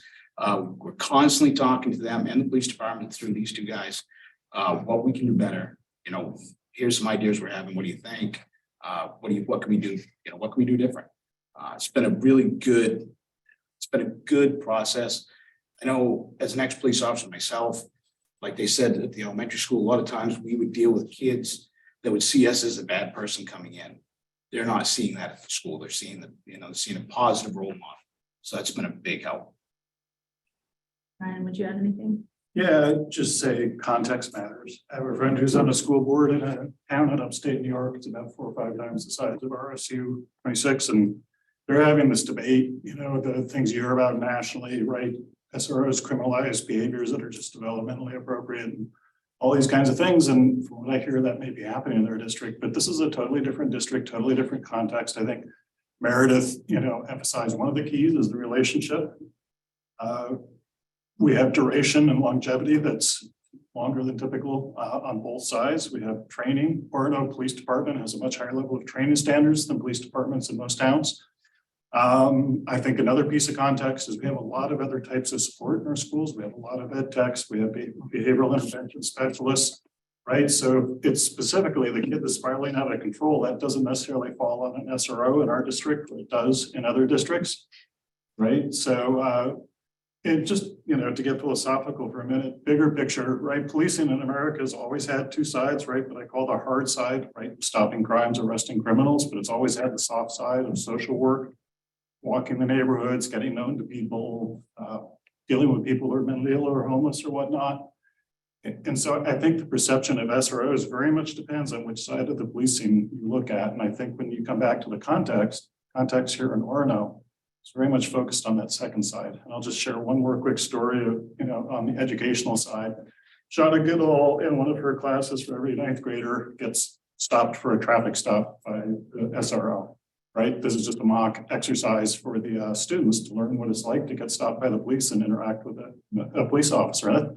It's a really important piece of training. I don't know how many people in here can say they've never been pulled over by a police officer. I can, but nothing too serious. But it's important to have that experience and training, right? Rather than to just, you know, and so I just think those kinds of educational interactions, right? Everybody interacts with the police, you know, in very positive fashions.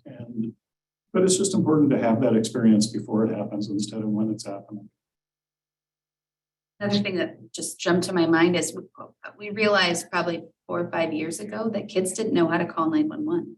Everybody has a cell phone. There aren't home phones in every household any longer. And when I approached Ed and Courtney at the time, it was during COVID, so maybe it wasn't that long ago then, but I realized this. And so we put together an on-the-fly training with the 3 of us, and we went into the classrooms and taught kids how to dial 911, like they could practice.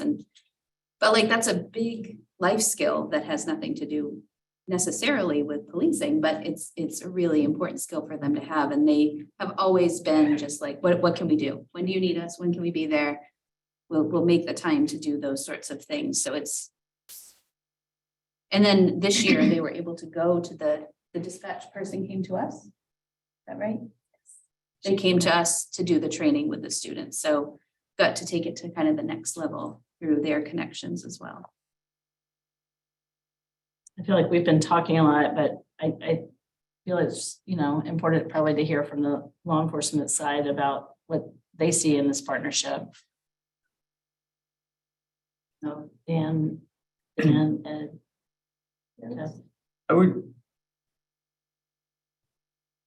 So I just sit here and I feel extremely proud of the agency that I know that we have. And it's nice to hear the good things because just like some other people have said, it's not always nice things. But I think this just goes to show for me the importance of having a single person who is a single point of contact for the schools to have. That's really what we're talking about right here. And it's something that I've utilized in just working the few road shifts that I've utilized. If it's a day off or a half day, or we're dealing with some kids that are getting into some just little riffraff out on the streets or something, I might have to, I've called Dan before and been like, texting him, even if he's not working, and just been like, hey, can you help me out with a parent? Because most of the times the biggest thing is just getting a hold of a parent. Like, hey, can you help me just get a hold of a parent so we can just get these kids home so we can get them back to where they need to be? So I rely on that resource as much as anybody, because I don't work out there as much as I used to. I've been a little bit more lately, but I use it as a resource just as much as anybody else. They're the people that are in there in the schools every single day, and they have the relationships with these kids and the students of all ages. I was in the school last week just for a couple mornings, and you go into the little Ace Adams school and they don't get taken back by seeing people in uniform. I have kids that are that age, so I'm just as good as anybody else in there. I'll go in there and throw some high fives, and they more want to know how long you're going to stay and who that they know. They just want to be relatable to you. And it's like, to me, it's that humanizing of the job portion that is invaluable. And I would hope that it gets us the social equity and the trust in the community that we know that we need. You start young and it will pay off in dividends. So I don't know. That's my little soapbox. Do you guys have any questions for us about the program? So the only thing that I think Dan maybe kind of glossed over a little bit is the fact that the SRO program is the cornerstone of our community policing effort. It is where we build from. And for many, many years, we've had Ed, and he is amazing. And we've moved him into this community policing director position, which I think is paying dividends. And think about Dan Patterson has only been truly assigned to the school since January. And all through the basketball playoffs, we got texts and Facebook posts and high fives, virtual high fives. He's clearly making a connection and building those relationships, which again, it starts in the school, but it really blossoms out into the way we manage our entire community policing program here. So throw something out. This program, like a lot of programs, is difficult to measure because it's focused on feelings and people. And much like on the fire side of the house, we have a hard time evaluating our community education programs and stuff like that. This is hard to evaluate. I would put forward to you that you have the end users in front of you saying that this is a valuable program. And I think it highlights to me, again, that public safety isn't just a product that we provide, it's actually a critical resource. And I think that everybody here, or a critical infrastructure rather here, and I think that everybody in this room would probably agree, at least on this side of the table, that's a factual statement. It is truly critical infrastructure.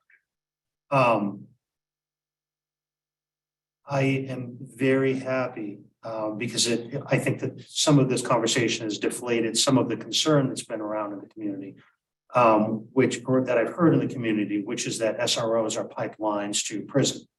And I suppose that in some places that might be a possibility, or there may be some truth to that. I think this has negated a lot of those fears, or I hope anyway, that this conversation has negated a lot of those fears. And built some trust in you that your police department here is so much different than the police departments that you have in the area that you can probably point fingers at and go, I don't want our agency to be. Thank you. And if I could just quickly add, being one who's, the kids are getting up to the point where they could get in trouble legally.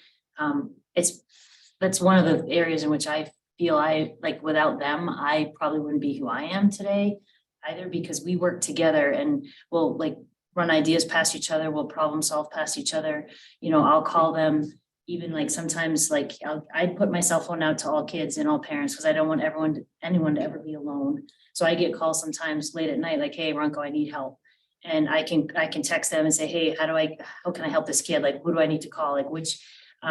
But also we work to not have kids get in trouble in a way that will follow them. We work with them to teach them and to empower them to learn and make better choices rather than, to be quite honest, sometimes it would probably be easier to say, go. But that is not how and I'm fortunate I have a superintendent in a school board that supports it, but that's not how I run my office and nor do how we work together. And so I think it really does. I've seen kids dramatically change in their approach and in how they make decisions before they graduate, which is ultimately helping everybody out in the community if they can learn those behaviors. So I can vouch that it's not just a pipeline at all. Yeah, my experience of having kids go up to the schools and now being on this side of the table and looking at the program is that there is a complementary effect, right? The more investment in time and energy that our SROs give to the school, the better return we get as a town on that. And I've got one little story, and that's the only one I'll tell. Down at Webster Park last year, there were a couple of boys fishing, not my own this time, but a couple of boys fishing down there who were maybe not where they were supposed to be. An officer walked down. One of the kids had a look of panic on his face. The other one said, "Oh no, that's Officer Lesky's friend. It's okay." And they stopped and talked. And I thought, if you can get a 13-year-old boy to be that cool in the summertime, not during school season, but it was a relationship that had established itself during the academic year. It certainly carried into some of this other stuff. For me, that little incident was really valuable in showing the power of this program. And I think from a municipal point of view, now looking at the budget, it's a pretty cheap way to get that bang. So that's my story about that. I guess I want to say I really appreciate the presentation and hearing the finer points. But for some context, I would also want to say, I guess there were just 4 of us here at the table that were at the table when that discussion happened. I didn't think for a second that this was to come talk about whether or not we're supporting this. And it really wasn't. I won't speak for everyone else, but I think for context, the people that haven't experienced it, I've had kids in the school for 19 years, so this is no brainer. But I think the idea was just to learn, and it is nice to see kind of the agreement, what the purpose is, and but for sure, I think those of us that have experienced it in our gut know that this has just been a really great program. So that, I fielded a call today from someone, hey, what's going on? Thinking that we're talking about that council is thinking this is not a good idea or something. And I guess I want to kind of clear that air that I'll speak for myself, but probably for everyone else. I don't think that's any part of this discussion. But I really appreciate that everyone, it's been great hearing from all of you and you guys on what it's just getting an update on what's happening. So I think that really is the intent of this meeting in my view. So appreciate it. I'll say I appreciate how thorough and the wave of support that's come out about this position. I had one question. How do we incorporate student feedback in the ongoing efforts here? I mean, obviously we have lots of wonderful anecdotes of ways that the school resource officer has engaged with students in a constructive way. But I was wondering, is there any avenue for hearing from students directly, in addition to all of your experiences that are so positive about how students interact, how students feel?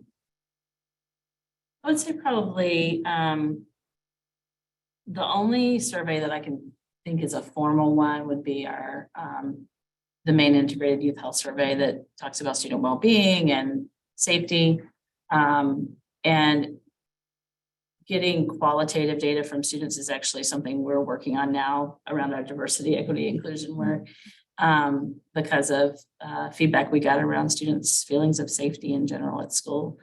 And so other than just the kind of qualitative feedback you're hearing today and anecdotal stories, we don't have hard data on that. That's probably, you know, something that is a growth area for the program that we could work on. But probably in a larger context, it fits in with other student feedback we're seeking around safety and feelings of belonging in the school and wellness. Oh, that's great. Thank you. I can tell you that I've gotten more.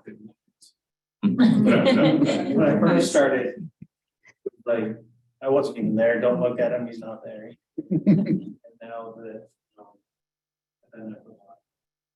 Again, good mornings. I think as was brought up, I mean, relationships, that is the focus. Quantifying that is always secondary to the actual building of relationships. So, I mean, I don't fault you for not having data, but I am interested making sure that student feedback is incorporated in a robust way where students also feel like they can come up with concerns if there ever are concerns, not suggesting any particular concerns they might have with you all. But just, you know, I think that's also important because when we talk about the end users of the program, it's not actually just the administrators. The real end users are the students. And as all of you in your professions know, you know, they're the number one people to be paying attention to. You know, we had a student recently who had a really tough day. And Dan had to come help us out. And the next day, the student, he had lunch with a student. I'd like to take away that hard experience to counteract it with something that was positive and restorative. And I think he says good morning to you. So there's that power in the role too, you know, even though they might have to be there even in hard moments in school there. And that student had expressed to me earlier, like some fear, and then was in a tough situation. And now things are much, much better because of that opportunity so I do agree, student feedback is super important. If I could just make a comment, as a person who was involved 25 years ago, almost, when this program was put together, it's incredibly heartwarming to hear how it has exceeded our expectations. It's always been a good program, but hearing from you folks has been really heartwarming. Our timelines seem all right, Tom? Were our timelines okay? We're both okay on those? Pretty good. Okay, I'll take pretty good. I had a question. I guess I also want to start by saying I used to work in the schools and I was so happy to have Officer Lutzke there. And gosh, every kid that comes in and out of my house, when you ask them who their favorite memories are from high school, you almost always make the list for every kid, which says a lot, right? I mean, you made a connection with all kinds of students everywhere, really valuable. And Dan, I'm sure you're doing the same. Thank you. So incredibly grateful. I had a question about, like, at the high school level, are we able to utilize this program at all to have conversations with students about the national issues going on with police and, you know, to begin to engage and talk about what the policies are here in Orono and how we operate as a police force in Orono and sort of, you know, educate our citizenry that's coming up about how maybe better policies might go out into the rest of the world, because not all our students are going to stay here.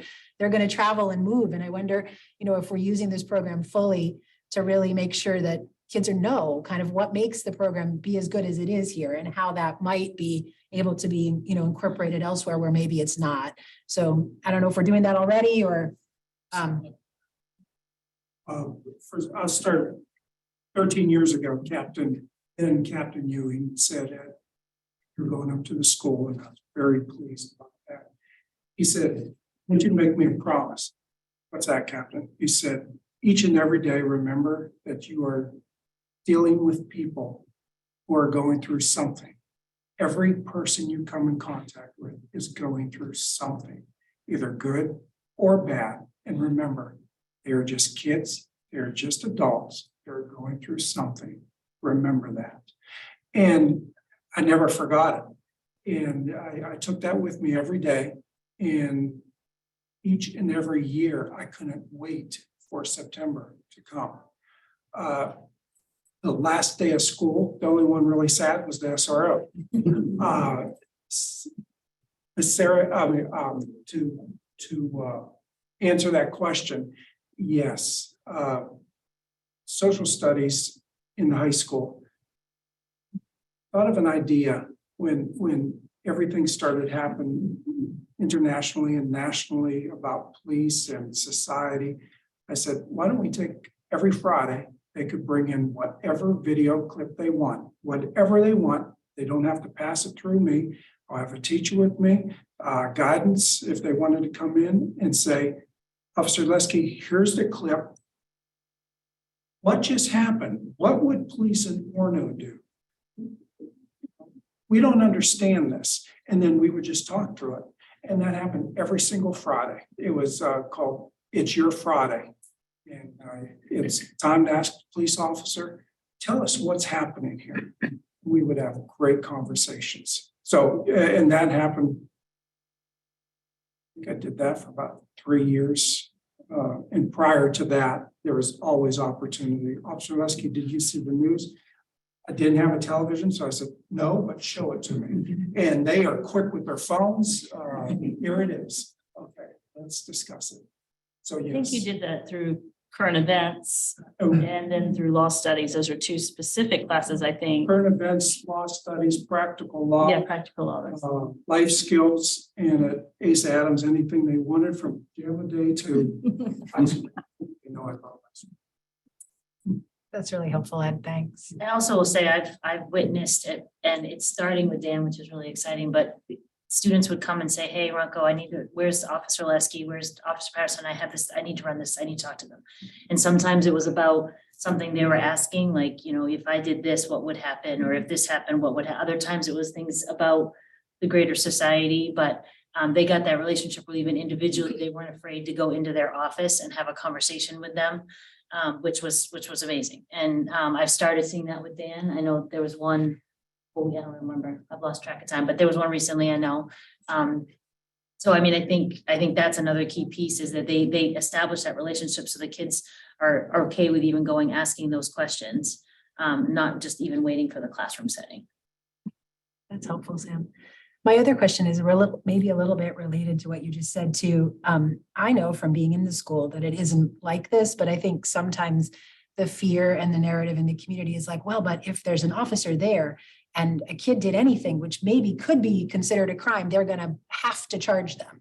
Can you guys speak to that and how that's not an obligation? And it's not, I mean, can you speak about that? Because I think there's a misconception sometimes about that. There's always officer discretion, except in the never had it happen, but or for an arrest, just or domestic violence. So every other time there's officer discretion. So we would talk about it's usually seatbelts, texting while driving, something like that. And it's the first time it's a discussion between the two of us. This was my general rule, discussion between the two of us.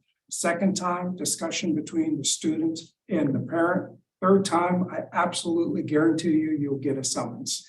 And that only happened once that I could remember. It was a seatbelt violation. And as soon as I walked up to the car, the student said, Officer Lesky, just show me where to sign. And he signed the citation and it got ripped up. But a parent was called and he lost his driving privileges. Parent took his driving privileges. I kept my promise. I wrote the citation, but I didn't tell the secretary on that. So it was, and it's never happened again. So yes, discretion, and that comes from the chief. Chief Merrill gives us that when I was an officer. He and Chief Ewing never ever questioned anything. They inquired what happened today. They read every one of my reports. They said, okay. In terms of though, more Fights and substance use possession, I mean, can you talk about how that's handled? I think that would help.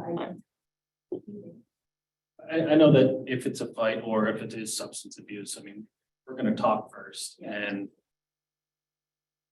the goal is not to go by the book with law. It's let them make the best decision. I am there, but at the end of the day, we would much rather have it handled. And that discretion exists there too. Yes, which is why I was saying in the, like, so they'll say, like, they've many times said, you know, you really should just work with Runco. Like, talk to Runco, we're here to help. And that, like, just framing it that way, the kid usually is like, and then they end up, you know, it's really been very positive. And then there's always follow-up with, if you didn't just choose to work with Runco, this is what could have happened, so that they understand what will happen if it is another time, or if they weren't as, you know, workable with me.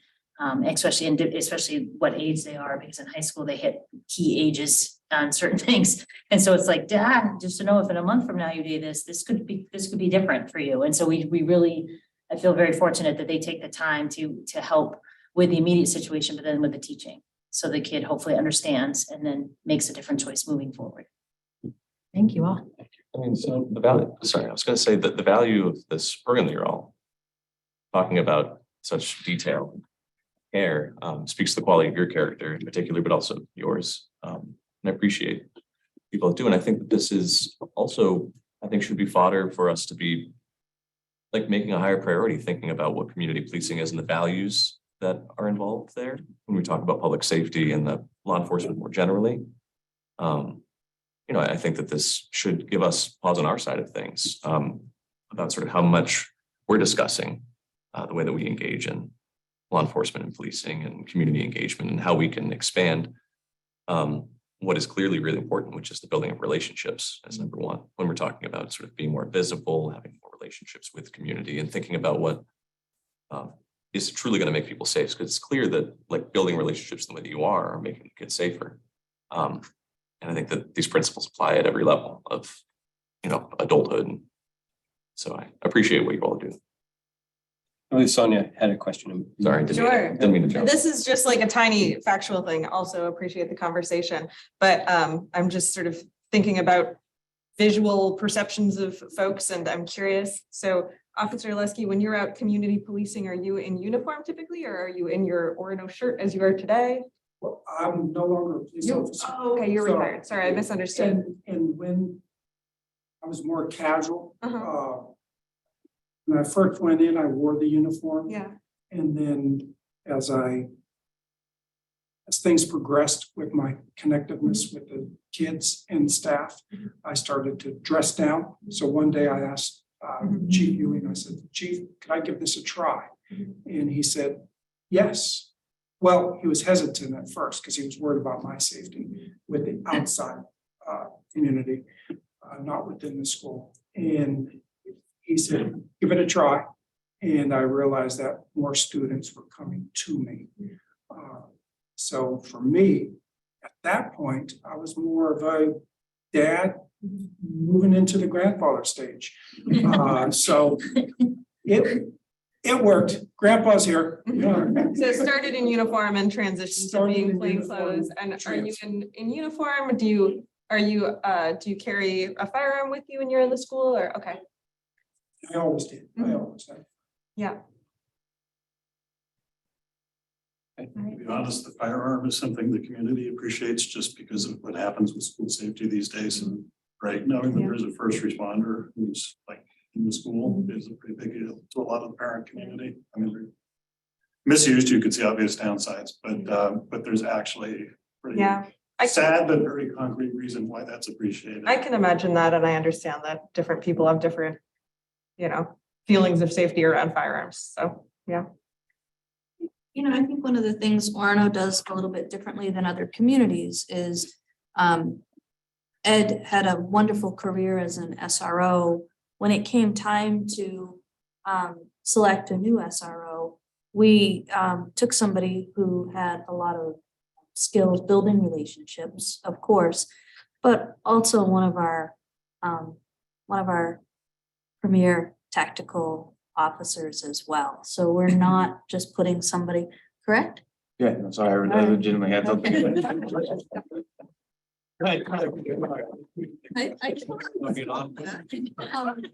So what we have is not somebody who is retired into that position, but rather whoever is at the school is also trained and able to affect a good response if there was a threat towards the school, which is important. I was interested, in response to Sonia's question, you said that you transitioned into dressing down a bit, and you found that that increased your efficacy as a resource for students. Would you say that that's? For me, it did. Yes. Do you think that that should be a best practice? For me, it worked. Yeah. I'm not sure how it worked for others, but for me, it worked well. They have a different personality, different outlook. I always wore the ballistic vest underneath, wasn't shown. Had still all the tools, but it just, I looked a little different, to me, more approachable. And Ed, how many years had you been in the school before you felt comfortable to do that? 8. It took me 5 years.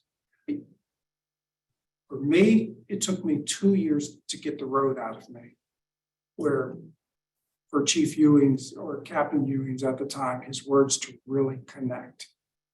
I'm not dealing with drunks. I'm not dealing with domestic violence. I'm not dealing with high anger. I'm not dealing with extreme hate. And then over a couple years, I said, wow, this is an amazing job. And then you just fall in love with it all the more every single day. So it took a long time before I felt comfortable undressing. And you do think like it should be something left up to an officer's comfort level? Yes. Oh, yes. Yeah, if it happened right away, I can't imagine. Yeah, I do believe that. And I think one of the goals that Meredith stated was to get kids used to interacting with law enforcement community. And so I think once that rapport was established, that worked well. I'm not sure for a little kid who's never encountered a police officer before, that they would, if they had never seen a police officer in uniform, they would know, right? So maybe there was certainly a benefit to not wearing the uniform all the time. There may also be a benefit in certain circumstances to getting kids used to talking to So And I forgot to. Plain clothes all the time. Yeah, I didn't wear this all the time. Every now and then I realized they need to see, he said, so I would wear the full uniform. Yeah, I see it as a tool, especially with the little ones. They actually come to me for the uniform. What is that? What do you do with that? Holy cow, what is that? One interesting memory that I have was we had thankfully a false alarm, but we thought it was a serious threat to the school several years back. And I remember when we were debriefing after, Ed saying that a number of students were really quite surprised at what Officer Lesky felt like in that very scary moment for them. They felt, they saw a different face that he put on, but they also said that it, gave them a lot of comfort to see that it was him who was coming to make sure they were safe. So I think sometimes the clothes can help students realize that there is this dual role. And I think, the plain clothes can sometimes cause students to forget that that individual is also a police officer. So it might be startling when they transition into that role. So there's probably not one solution that's right for everyone. So I think there are probably pros and cons to it. But I think the comfort of the individual, I don't have the training, obviously, but I think probably the uniform is a big part of the training and the feeling of, protecting themselves as they're carrying out their role. So in the schools, though, I think it can look either way, depending on, the situation and the comfort of the individual. in my view, when a student enters the school, or entering high school, or they're entering middle school, or they're entering Asa Adams, they're entering a culture that exists already there, and they're going to ease into that. And that culture takes years to develop. It took him years to develop that culture. And the student enters that and they talk to each other. They're influenced by their peers, especially the ones that are in the grade above them. Kids above them have that experience with the resource officer. I would also add, though, that because Ed built the culture he did in the role, that the new SRO stepping into that had the benefit of inheriting a really positive SRO relationship in the district. And I imagine if it was the opposite, it would make that acclimation much harder and longer. I just really appreciate the presentation discussion today. I mean, it strikes me, I sit here and feels a little almost unfair sometimes in terms of like that we have a program like this that advantages our community and creates this belonging. In other communities, it's probably seen as adversarial because of the role of policing and, youth and things like, and the types of challenges that those communities have. I mean, we certainly have challenges too, but just, I appreciate the investment that's gone into building the culture and creating this as something that's a real resource for, and kind of makes Orono what it is. So thank you for sharing this with us today. We have one son in the school and 3 sons who don't go to this school. And, we're learning the school system, and it's nice to hear the feedback. So thank you very much. Are there any other comments either from council or the public? I have a teeny question, Sure. super fast. Just for Chief Lowe, this is not about the police, it's actually fire, but the uniform question, do we still have firefighters going in to show their uniforms to kids also? I remember that existed at one point, and I think it helped kids to feel safe if there ever were fire and someone was coming in for them. Do we still do that? That's been dialed back to Fire Prevention Month, where we have the students come up, we do a presentation for them in our training room. We allow them to see the truck. So they wear not only the duty uniform, like the t-shirt now and in this. So we wear this, we wear a button-down shirt like Dan is, well, not the best, but a button-down shirt like Dan is wearing. And then we put somebody into the firefighter protective outer garments with a mask. So they have that Darth Vader sound, if you will, just to give them that experience. I think it's really important for the little kids so they feel safe if that ever is a situation that they're in. Yeah, great, thanks. And they also come and help us with the water slide day, and Oh, that's right. Dennis Yes. usually sticks around and Yeah, got about that. still. Do they still drop eggs off the fire ladder also? We haven't done that in a long time. Oh, that was so fun. Been around for a while. I loved that day. Yeah. the egg drop. Unfortunately. Egg drop was lovely. Thank you very much, Chief.